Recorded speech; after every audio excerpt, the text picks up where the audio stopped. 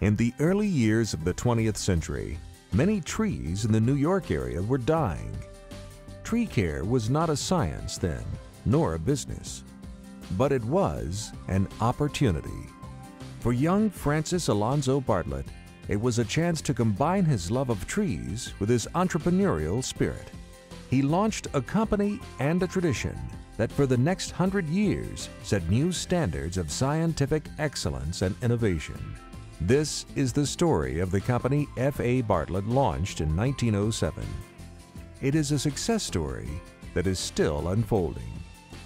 Francis Bartlett was teaching horticulture at the Hampton Normal and Agricultural Institute in Virginia in 1907 when some of the school's benefactors persuaded him to relocate to New York's suburbs, where estate owners' trees were in decline.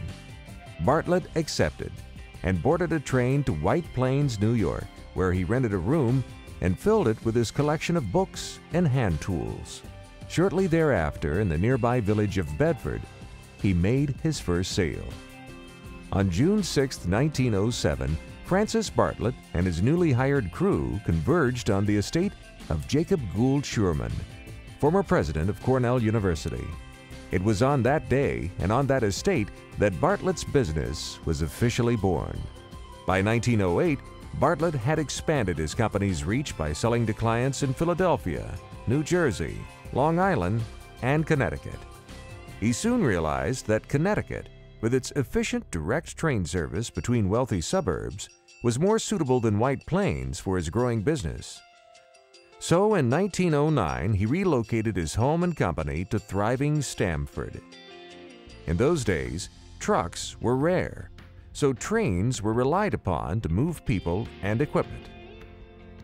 From the very beginning, Mr. Bartlett's business introduced many industry firsts. One of the earliest was in 1910, when Bartlett used steel braces to support weak crotches, still the accepted way today. In 1911, when one of Bartlett's employees invented a gasoline-powered spray pump, the company became the first to use powered equipment. It was also the first company to use ropes to climb trees instead of spurs.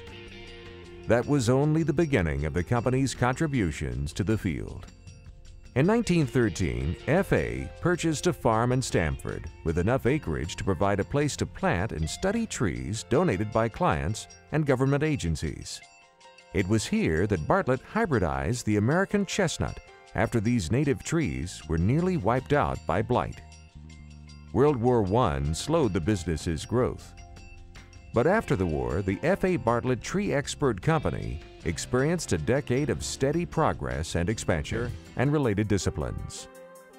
Throughout the 1980s, Bartlett employees worked to tackle the challenges that hurricanes and other storms presented to communities by investigating conditions that cause healthy trees to become hazards.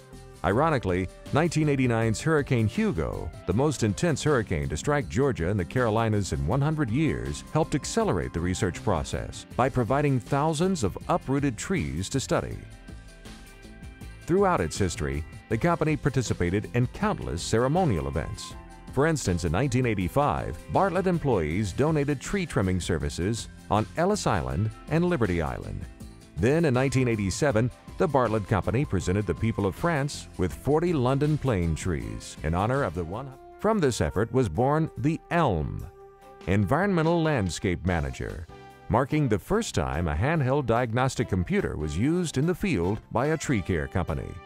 In the years leading up to the new millennium, deregulation and increasing mergers in the utilities industry made it harder for Bartlett to realize gains in terms of investment in equipment and crews. So after great consideration, the company sold its line clearance division in 2001 and refocused its attention on its original mission, the scientific approach to tree and shrub care. Bartlett's new strategic plan further emphasized the need for continued acquisitions and steady internal development.